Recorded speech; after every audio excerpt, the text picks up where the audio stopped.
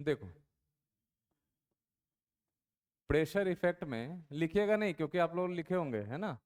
सिर्फ एक बार हम फिर से समझा देते हैं। देखो, प्रेशर इफेक्ट को समझाने के लिए हेनरीज ने एक लॉ दिया था जिसको बोला जाता है हेनरीज लॉ। प्रेशर इफेक्ट मतलब कि मान लीजिए कि हमने एक कंटेनर में एक सॉल्वेंट ले लिया है, एक लिक्विड ले लिया, मान लो यहाँ पे, जैसे यहाँ पे हमने एक लिक्विड ले लिया, ठीक है, और इसके अंदर गैस को फिल कर दिया है। मान लीजिए कि हमने एक गैस फिल कर दिया, कोई भी एक गैस है जो हमने यहाँ फिल किया है, ठीक है, ये पर्टिकुलर कोई गैस है जिसको फिल किया। तो हेनरी का ये कहना है कि जो प्रेशर होता है, ठीक है, जैसे यहाँ पे हम गैस, यहाँ पे हम एक पिस्टन के ऊपर एक मास रख रहे हैं, एक मास है जो कि प्रेशर लगाएगा, ठीक है। तो पिस्टन क्या होगा, नीचे की तरफ मूव करेगा। तो अगर पिस्टन नीचे की तरफ मूव करेगा तो गैस के मोल्स ज्यादा से ज्यादा इस लिक्विड सॉल्यूशन, लिक्विड के अंदर आएंगे, तो गैस का सॉल्यूशन या डिसोल्यूशन होगा। यही था। प्रेशर बढ़ाने से क्या होता है, प्रेशर बढ़ाने से सॉल्युबिलिटी बढ़ता है। यानी सिंपल सी बात है हमारी कि सॉल्युबिलिटी किस पे डिपेंड कर रहा है, बोलो, प्रेशर पे डिपेंड कर रहा है, ठीक है। अब सॉल्युबिलिटी को हम कई चीजों से दिखा सकते हैं। सॉल्युबिलिटी को हम ग्राम पर लीटर से दिखा सकते हैं, सॉल्युबिलिटी को हम मोल पर लीटर से दिखा सकते हैं, और सॉल्युबिलिटी को हम और किस चीज से दिखा सकते हैं, मोल फ्रैक्शन से हम दिखा सकते हैं। तो पहली बात हेनरिस है, पहली बात हमारा जो कॉन्सेप्ट के अंदर निकल कर आया है वो है कि सॉल्युबिलिटी प्रेशर का डायरेक्टली प्रोपोर्शनल होता है। यानी जितना ऊपर से प्रेशर बढ़ेगा उतना ही गैस के मॉलिक्यूल्स इस लिक्विड के अंदर जाएंगे, तो हम कहेंगे गैस सॉल्युबल हो गया, ठीक है। दूसरी बात कि दूसरी बात है कि अगर सॉल्युबिलिटी को ग्राम से रिप्रेजेंट करें, यानी सॉल्युबिलिटी को ग्राम पर लीटर से रिप्रेजेंट करें, तो अमाउंट ऑफ गैस जितना ज्यादा लिक्विड के अंदर आएगा सॉल्युबिलिटी उतना ज्यादा बढ़ेगा। यानी हम ऐसे कह सकते हैं कि मास डायरेक्टली प्रोपोर्शनल टू क्या लिख सकते हैं, प्रेशर, ठीक है।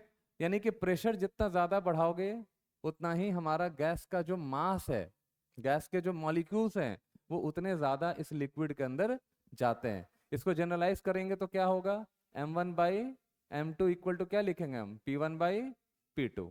तो यहाँ पे ये कह रहे हैं कि अमाउंट ऑफ, ध्यान से देखिएगा, अमाउंट ऑफ गैस या अमाउंट ऑफ गैस इन ग्राम, ग्राम पर लीटर, ठीक है ना, अमाउंट ऑफ गैस इन ग्राम पर लीटर ऑफ सॉल्वेंट, ठीक है, पर लीटर ऑफ क्या लिख रहे हैं हम लोग, सॉल्वेंट, या पर लीटर ऑफ सॉल्यूशन, यहाँ सॉल्यूशन कर लो, पर litre of solution is is called solubility. ये सिंपल हमारा ये क्या हो जाता है, ये सॉल्युबिलिटी हो जाता है, ठीक है। तो गैस का हम मास ले रहे हैं क्या, किसमें बताओ, ग्राम पर लीटर में, सॉल्युबिलिटी। तो ये डायरेक्टली प्रोपोर्शनल टू प्रेशर होगा, तो प्रेशर बढ़ेगा मास बढ़ेगा, मतलब गैस का मास बढ़ेगा लिक्विड के अंदर।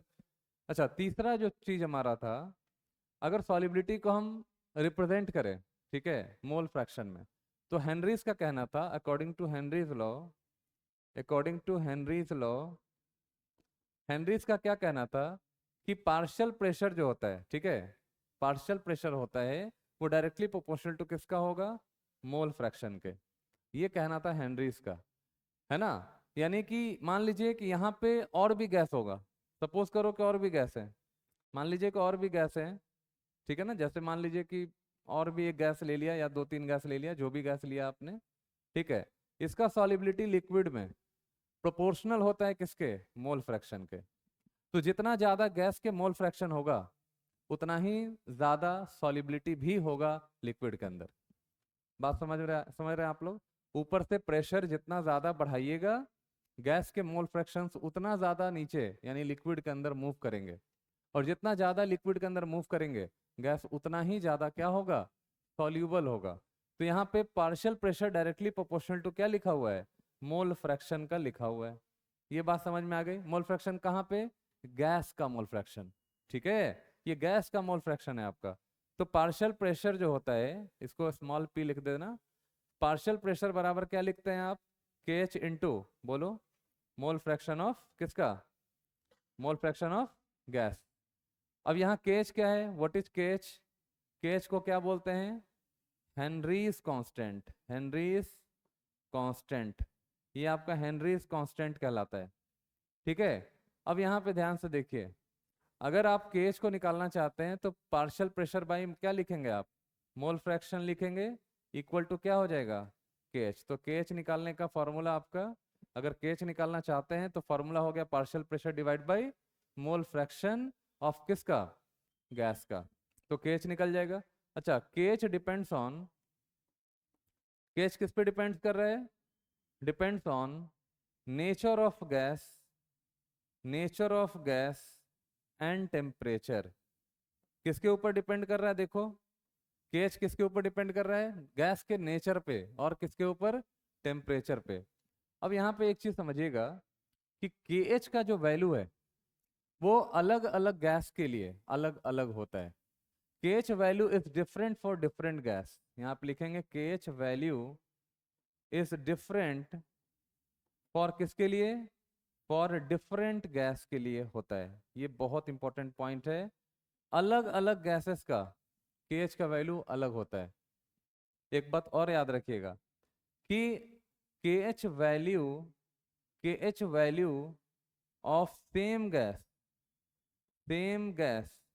at different temperature, at different temperature is also different, is also different। क्या कह रहा है? मान लो ऑक्सीजन है, ठीक है, ऑक्सीजन का 293 केल्विन पे केएच का वैल्यू कुछ दिया हुआ है, तो टेम्परेचर अगर बढ़ाते हैं, ठीक है, तो केएच का वैल्यू चेंज कर जाता है। टेम्परेचर बढ़ाने से या टेम्परेचर घटाने से सेम गैस का केएच का वैल्यू बदल जाता है। ठीक है, यानी केएच का वैल्यू किस पे डिपेंड कर रहा है? आपका टेम्परेचर के ऊपर डिपेंड कर रहा है। ध्यान से देखिएगा, यहाँ पे लिखा है टेम्परेचर, और किसके ऊपर? Nature of gas. तो हर एक गैस के लिए केएच का वैल्यू यूनिक होता है, अलग होता है, और केएच का वैल्यू डिपेंड करता है टेम्परेचर पे। अब कैसे डिपेंड कर रहा है, इतना पहले लिख लो जल्दी से। यहाँ तक लिखा हुआ है क्या तुम लोग का? देख लो एक बार, कहाँ तक लिखा हुआ है आप लोगों का? हाँ, तो वहां तक लिख लीजिए, कंप्लीट करिए। K H depends on nature of gas and temperature. K H लिख लेना, केएच किस पे डिपेंड कर रहा है? Henry's law constant.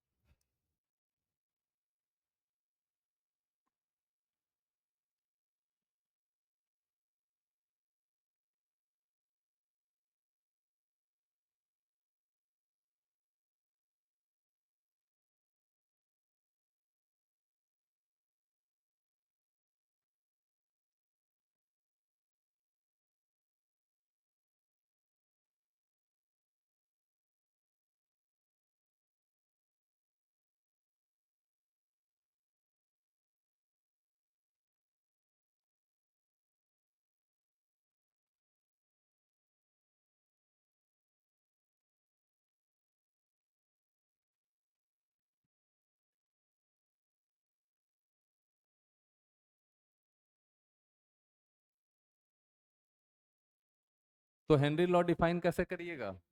Partial pressure directly proportional to mole fraction. ठीक है, partial pressure directly proportional to किसका? Mole fraction. ये डेफिनेशन लिखवाया था ना कल?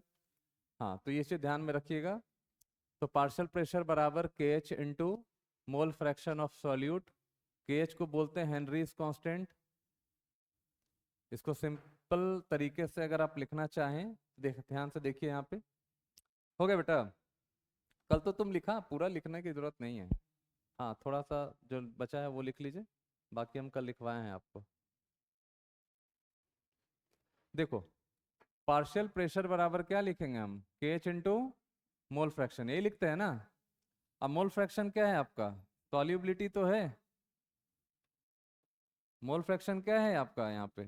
सॉल्युबिलिटी। ठीक है, ऐसे भी लिख सकते हैं, क्योंकि हम सॉल्युबिलिटी को किस किस टर्म्स में लिख सकते हैं? मोलरिटी में आपको दे सकता है ना, ध्यान रखिएगा, यहाँ आपको मोलरिटी में दे सकता है, ये मोलैरिटी में दे सकता है, ठीक है, ये मोलैलिटी में दे सकता है, ये किसी भी फॉर्मेट में दे सकता है आपको, है ना। ये आपका ग्राम पर लीटर में दे सकता है, ये भी लिख लो।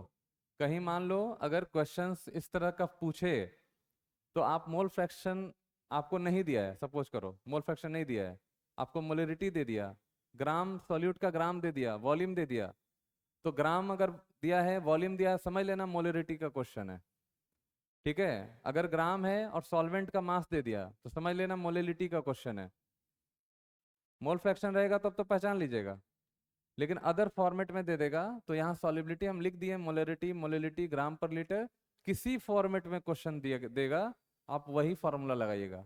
यहाँ पे ऐसा कुछ नहीं है कि हम सिर्फ मोल फ्रैक्शन पे ही मेरा क्वेश्चन आएगा जेई में, ठीक है। सॉलिबिलिटी लिख दिया, मोलरिटी मोलरिटी ग्राम पर लीटर, किसी में भी क्वेश्चन, मोल फ्रैक्शन यहाँ भी एक और लिख लो, मोल फ्रैक्शन किसी में भी दे सकता है क्वेश्चन, आपको किसी में भी क्वेश्चन दे सकता है ना। अभी हम क्वेश्चन का दिखाएंगे आपको फॉर्मेट, ठीक है। ठीक है, तो यहाँ पे सेम चीज को देखो, सेम ही चीज है, बस वहां मोल फ्रैक्शन है, हेनरीज लॉ मोल फ्रैक्शन पे बात किया था, बाकी यहाँ पे एक देखिए फॉर्मेट है मेन, ठीक है, इससे सारा बन जाएगा आपका। ये लिख लो जल्दी से, है ना, ये वाला पॉइंट लिखिए, ये पॉइंट लिख लो बेटा। देखो एक चीज और बताते हैं,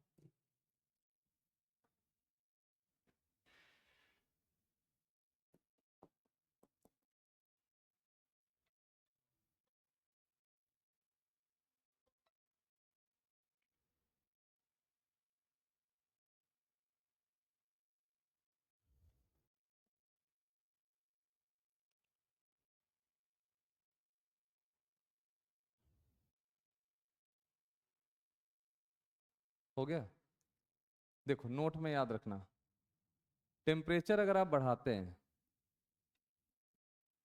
तो बताओ मोल फ्रैक्शन की वैल्यू क्या होगी लिक्विड में, सोच के बताना। टेम्परेचर बढ़ाने से मोल फ्रैक्शन की वैल्यू क्या होगी, यहाँ देखो डायग्राम देखो अच्छे से।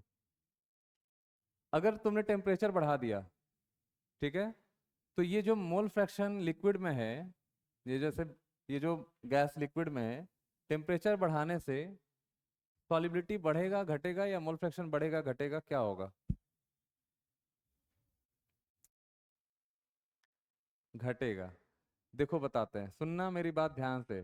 टेम्परेचर के बढ़ाने से गैस मॉलिक्यूल्स का काइनेटिक एनर्जी बढ़ता है।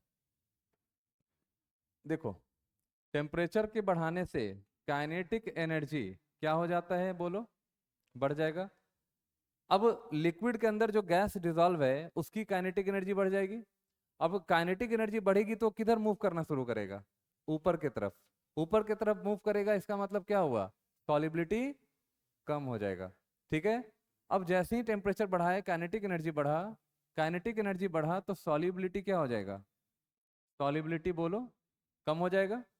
अब यहाँ देखिए, अगर अगर सॉलिबिलिटी कम होगा तो बताओ मोल फ्रैक्शन पे क्या असर पड़ेगा, मोल फ्रैक्शन पे क्या असर पड़ेगा,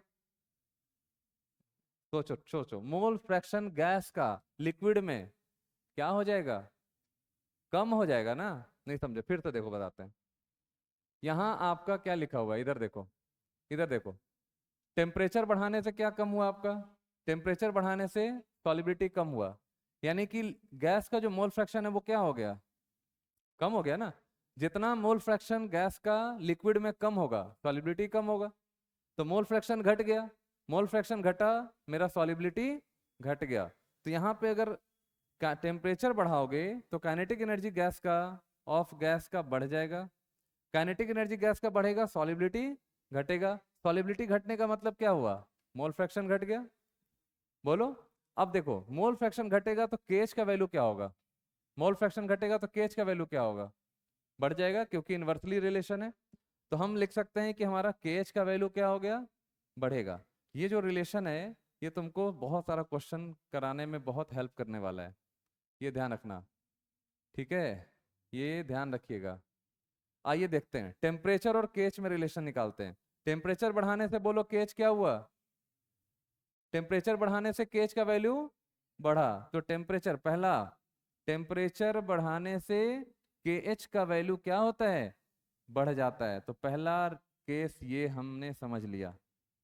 तो केएच किस पे डिपेंड करेगा, टेम्परेचर पे। टेम्परेचर बढ़ेगा मेरा, केएच का वैल्यू बढ़ेगा। दूसरा, सॉल्युबिलिटी और केएच का बताओ क्या रिलेशन है। सॉल्युबिलिटी, सॉल्युबिलिटी और केएच का क्या रिलेशन है, देखो सॉल्युबिलिटी केएच में इनवर्सली का रिलेशन है, इनवर्सली प्रोपोर्शनल टू केएच हो गया। यानी केएच का वैल्यू बढ़ेगा तो सॉल्युबिलिटी समझ लेना क्या हो जाएगा, कम हो जाएगा। टेम्परेचर और मोल फ्रैक्शन में क्या रिलेशन है बताओ। तीसरा, टेम्परेचर बढ़ेगा तो मोल फ्रैक्शन क्या होगा, टेम्परेचर बढ़ेगा तो मोल फ्रैक्शन में क्या होगा, बताओ जल्दी से, कहाँ गया। टेम्परेचर और मोल फ्रैक्शन इनवर्सली का रिलेशन, इनवर्सली प्रोपोर्शनल टू टेम्परेचर। ये देखिए तीसरा रिलेशन आ गया। टेम्परेचर बढ़ाने से गैस का मोल फ्रैक्शन लिक्विड में घट जाता है, और घट जाता है तो सॉल्युबिलिटी क्या हो जाता है, कम हो जाता है ना। चौथा देखिए, सॉल्युबिलिटी और मोल फ्रैक्शन, बोलो मोल फ्रैक्शन और सॉल्युबिलिटी में क्या रिलेशन है। मोल फ्रैक्शन बढ़ेगा तो सॉल्युबिलिटी बढ़ेगा, mole fraction directly proportional to solubility. ठीक है, ये ध्यान रखिएगा, ये चार रिलेशन आपके साथ है, भूलना नहीं है इसको, लिखिए इसको जल्दी से नोट में।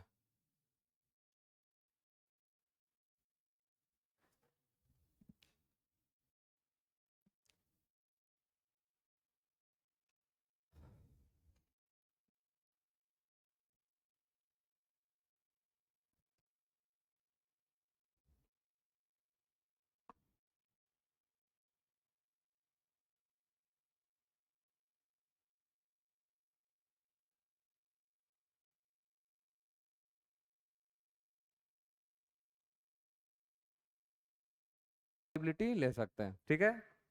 यहाँ मोल फ्रैक्शन और इसके जगह पे और क्या ले सकते हैं हम, सॉल्युबिलिटी ले सकते हैं। अब यहाँ देखिए केएच का वैल्यू बताओ, केएच क्या हो जाएगा, दिस वन इज, बताओ ये स्लोप, स्लोप क्या हो जाएगा, slope equal to KH, slope हमारा केएच हो जाएगा। नहीं, यहाँ देखिए y equal to M X, तो m क्या हो गया, स्लोप हो गया, और स्लोप हमारा केएच है।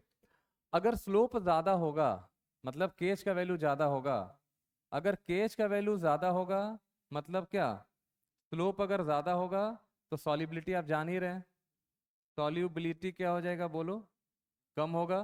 तो ग्राफ पे अगर मान लीजिए इस तरह का कुछ मिल जाए आपको, है ना, जैसे यहाँ पार्शियल प्रेशर है और यहाँ सॉल्युबिलिटी दे दिया मान लीजिए, ठीक है, और दो ग्राफ आपका बोल दे दे ऐसा कुछ, है ना।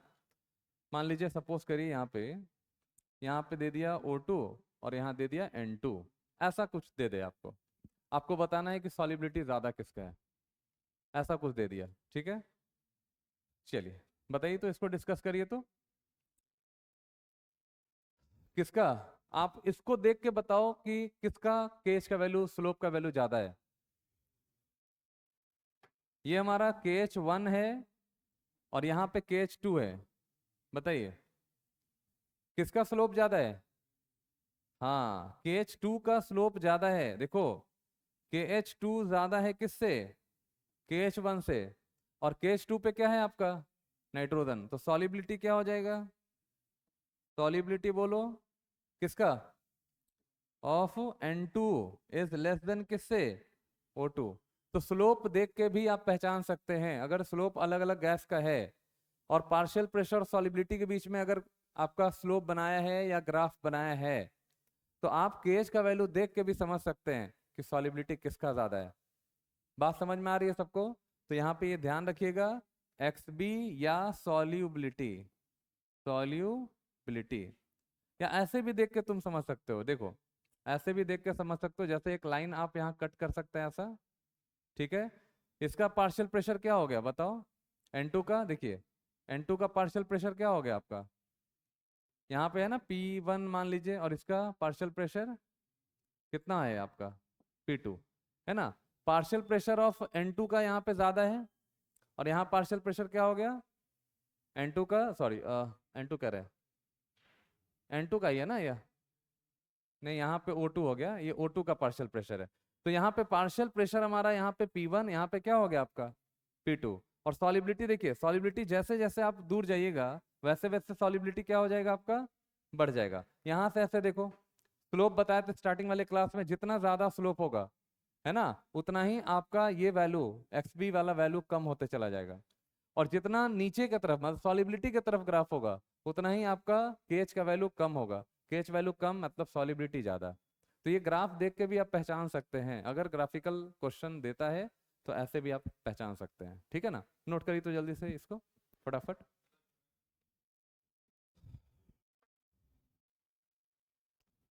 ये हाँ ये सब नोट कर लो अच्छे से।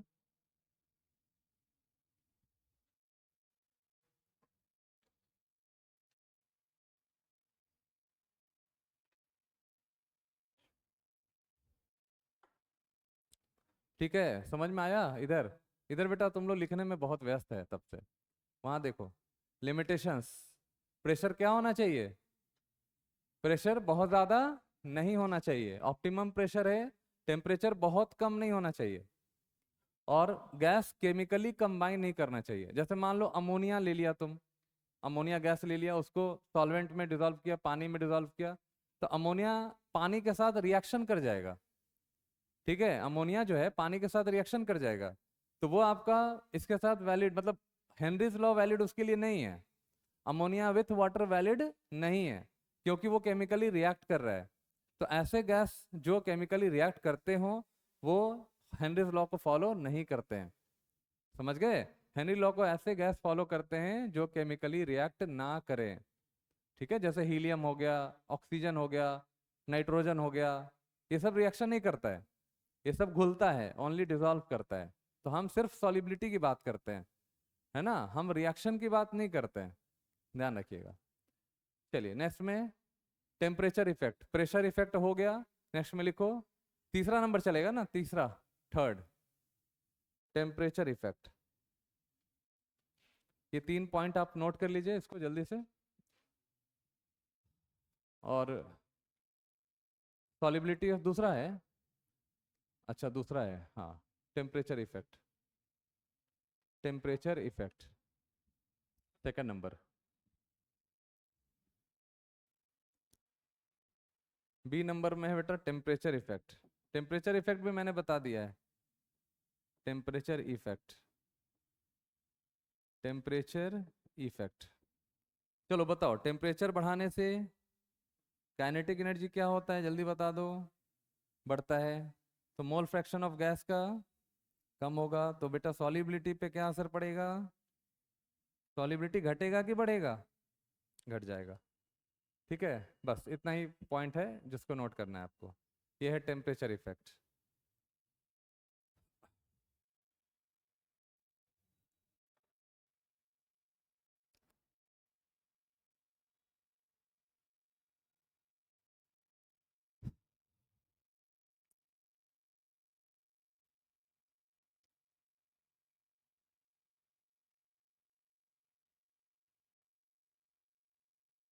टेम्परेचर बढ़ेगा तो काइनेटिक एनर्जी गैस का बढ़ जाएगा। काइनेटिक एनर्जी गैस का बढ़ेगा तो बताओ क्या होने वाला है, बोलो। मोल फ्रैक्शन घट जाएगा, मोल फ्रैक्शन घटेगा तो फिर सॉलिबिलिटी, हाँ, घट जाएगा।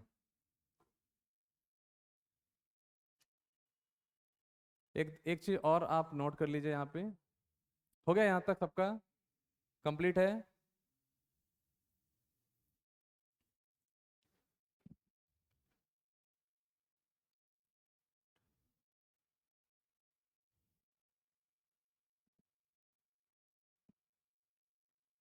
चलिए क्वेश्चन लिखे तो, why aquatic animals, why aquatic animals, why aquatic animal feel good,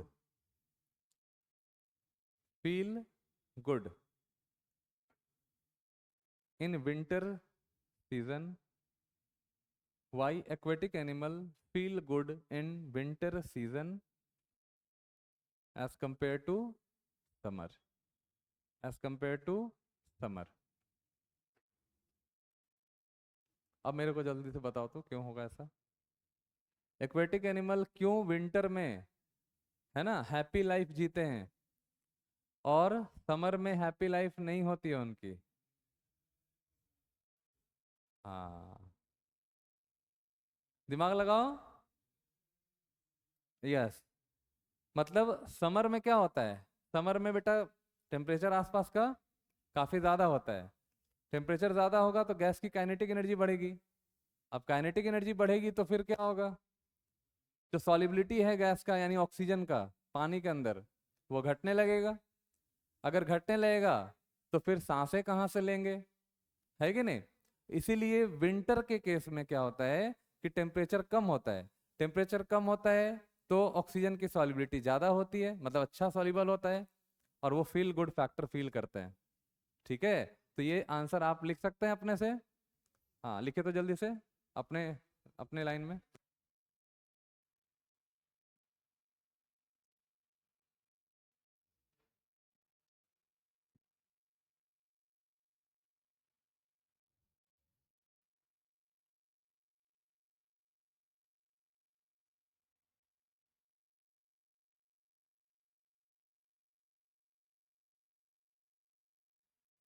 applications of Henry's law.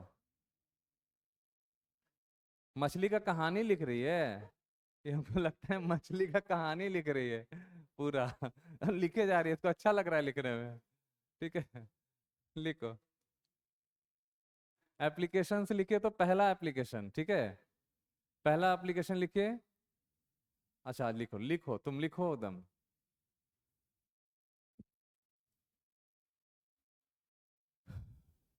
Applications of Henry's law में पहला, इसमें लिखिएगा कि सॉफ्ट ड्रिंक बॉटल्स, पहला लिखिए तो सॉफ्ट ड्रिंक बॉटल्स,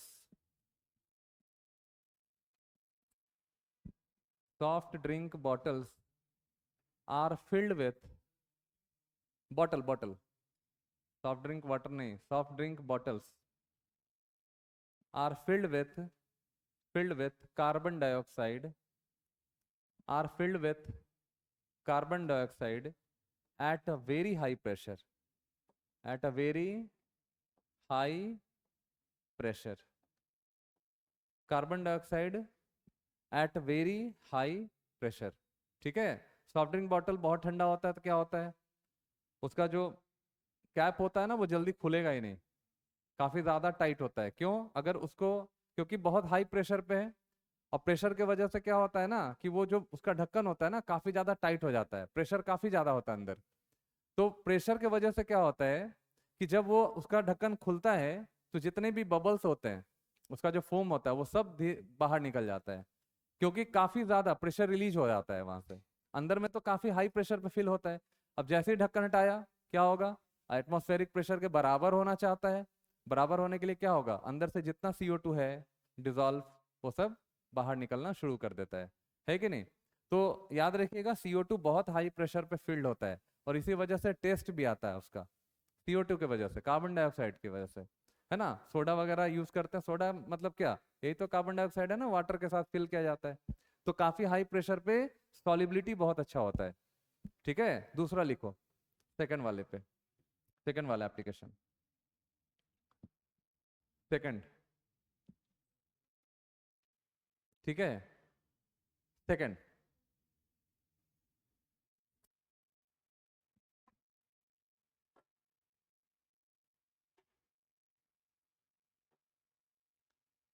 चलिए देखिए यहाँ पे सेकंड एप्लीकेशन।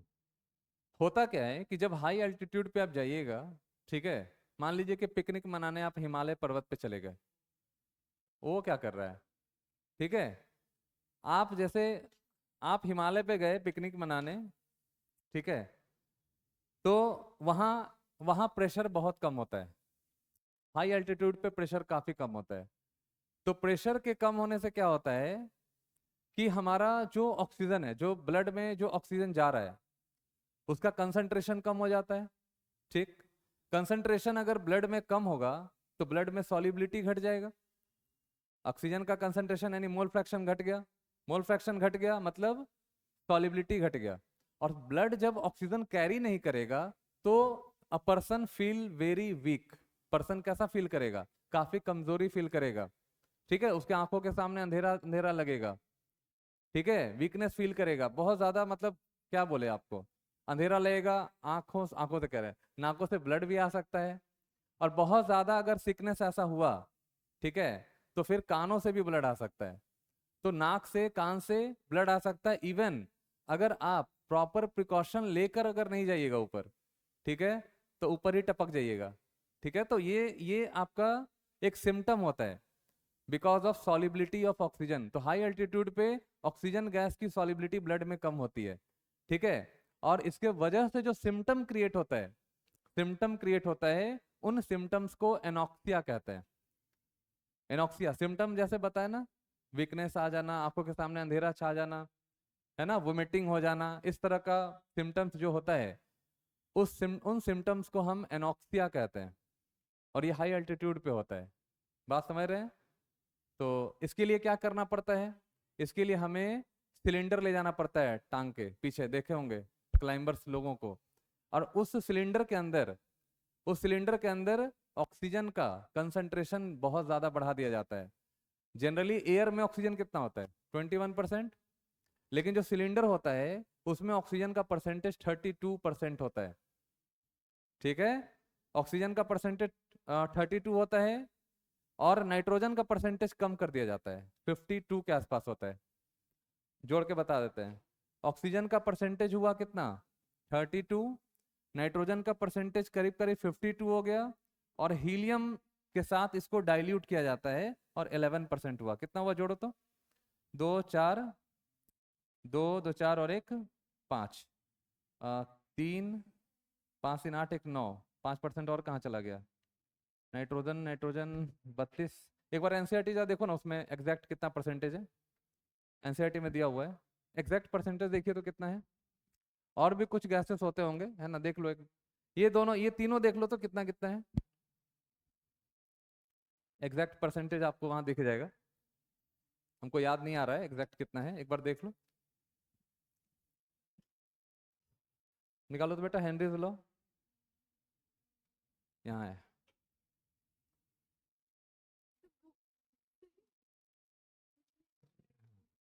हाँ, यहाँ पे देखिए इधर है, हाँ, यहाँ पे हीलियम है 11.7, हीलियम का परसेंटेज है 11.7, ठीक है ना, 11.7 है, ऑक्सीजन का 32.1 है, लगभग ठीक ही लिखे थे, और नाइट्रोजन का परसेंटेज है 56.2। कितना हो गया, जोड़ो तो कितना हो जाएगा, 7 2 9 और एक 10, 3 6 9 और एक 10, 100 हो गया, 100% हो गया।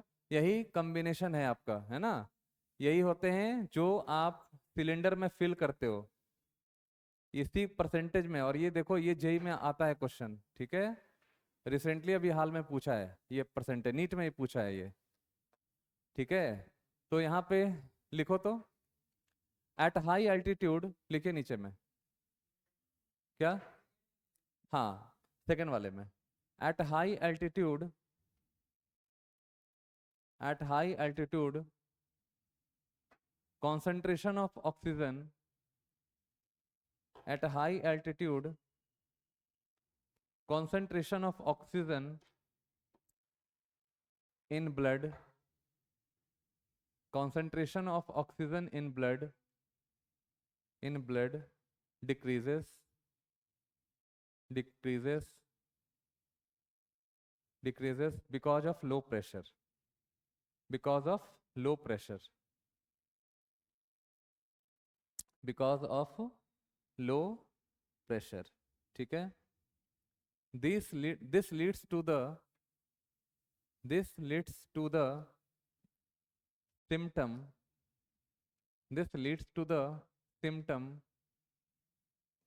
called anoxia,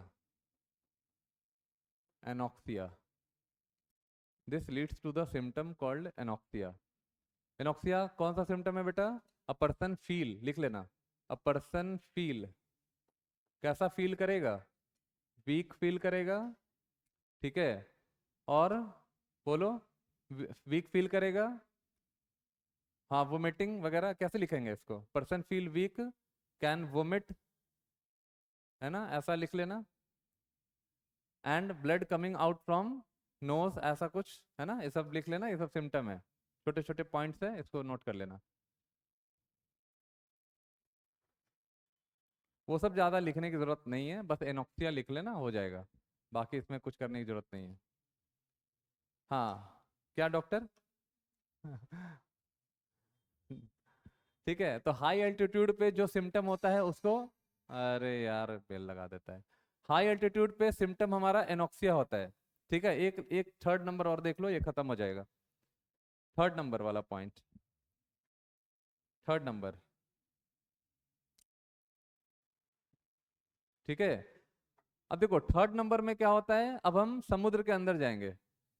एक तो ऊपर गए, ऊपर तो लो प्रेशर था, नीचे समुद्र के जाओगे ना तो प्रेशर बहुत हाई मिलेगा। हाई प्रेशर का भी दिक्कत है, यानी हम लोग सब सही जोन में है ना। नीचे जब जाइएगा तो प्रेशर काफी हाई मिलेगा। ठीक, हाई प्रेशर से क्या होगा कि जो एयर है हमारे ब्लड में काफी ज्यादा सॉल्युबल होने लगेगा, ब्लड में बहुत ज्यादा सॉल्युबल होने लगेगा। और आपको तो पता है कि ब्लड में क्या होता है, नाइट्रोजन सबसे ज्यादा होता है, मतलब एयर में सबसे ज्यादा नाइट्रोजन होता है। और ब्लड में नाइट्रोजन की सबसे ज्यादा जरूरत है कि ऑक्सीजन की जरूरत है? आपको ऑक्सीजन की जरूरत है। होता क्या है कि हाई प्रेशर पे सॉल्युबिलिटी इन गैसेस मिक्सचर का बढ़ जाता है ब्लड के अंदर। अगर सिंपल आप ऐसे ही जाइएगा तो क्या होगा, हाई प्रेशर पे आपका सॉल्युबिलिटी इन गैसेस मिक्सचर का बढ़ जाता है।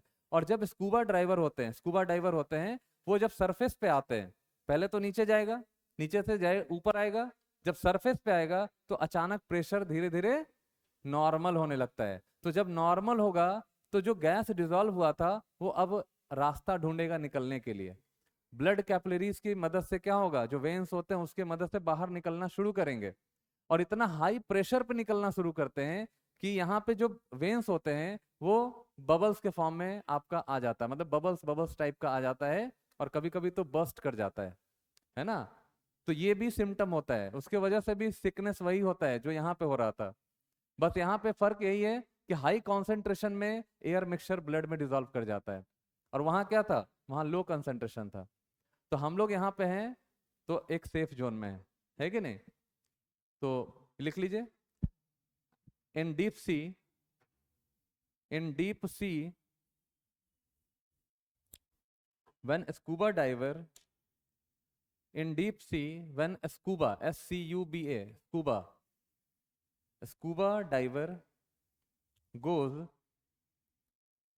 scuba diver goes, the solubility of, the solubility of, the solubility of atmospheric air, the solubility of atmospheric air increases in blood, increases in blood.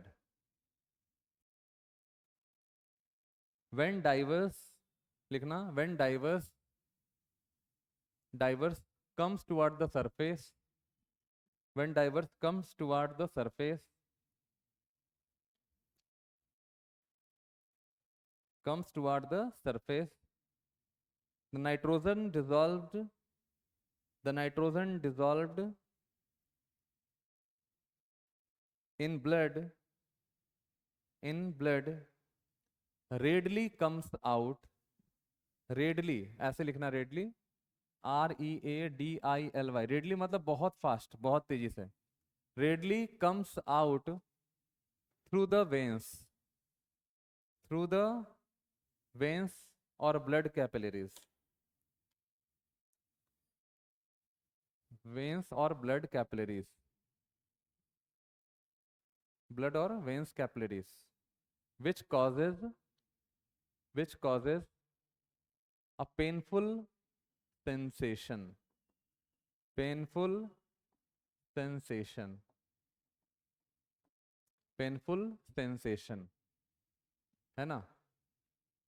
और जो पेनफुल सेंसेशन आया, जो सिम्टम आया, this symptom is called, this symptom, याद रखना question आता है, this symptom is called, called bends. क्या बोलते हैं इसको? बेंड्स कहते हैं। तो डीप सी में बेंड्स होता है और हाई एल्टीट्यूड में एनॉक्सिया होता है। ठीक है, भूलिएगा नहीं। Class over.